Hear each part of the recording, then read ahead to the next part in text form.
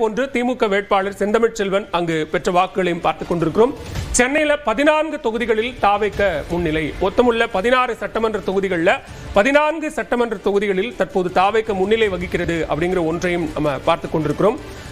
தபால் வாக்குகளை தொடர்ந்து தற்போது மின்னணு வாக்குப்பதிவு இயந்திரங்களின் அடிப்படையிலான முதல் சுற்று முன்னணி நிலவரங்கள்ல 1000 விளக்கு சட்டமன்ற தொகுதி, வில்லிவாக்கம் தொகுதி உள்ளிட்ட 14 சட்டமன்ற தொகுதிகளில் தற்போது தாவேக முன்னிலை வகித்துக் கொண்டிருக்கிறது அப்படிங்கிற செய்தியும் நம்ம பார்த்துக் கொண்டிருக்கிறோம்.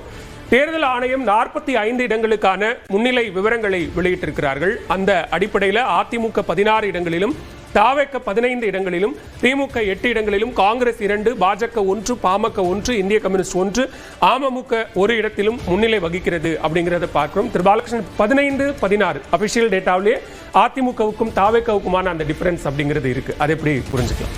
16-15 அபிஷியல் டேட்டாவும் பாருங்க, முன்னிலை டேட்டாவும் பாருங்க. முன்னிலை டேட்டாவும் உண்மைதான், அபிஷியல் டேட்டாவும் உண்மைதான். முன்னிலை டேட்டா தமிழக வெற்றிக்கழகம் 87, ஏடிஎம்கே 53. ஆனா இந்த தேர்தல் ஆணையம் அறிவிக்கிறதுல ஆரம்பத்திலிருந்து அதிமுக தான் அதிகமா இருக்கு. அதுக்கு அடுத்துதான் தமிழக வெற்றிக்கழகம் வருது.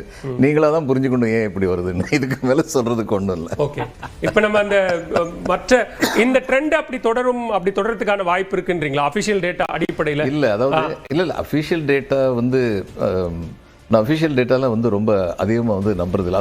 அதாவது பொய் சொல்கிறது இல்லை. ஆனால் அவங்க எப்படி போடுவாங்கன்னா, அவங்களுக்கு சாதகமாக தொகுதிகள் இருக்குல்ல, அதை மட்டுமே முதல்ல போடுறாங்கன்னு தெரியுது.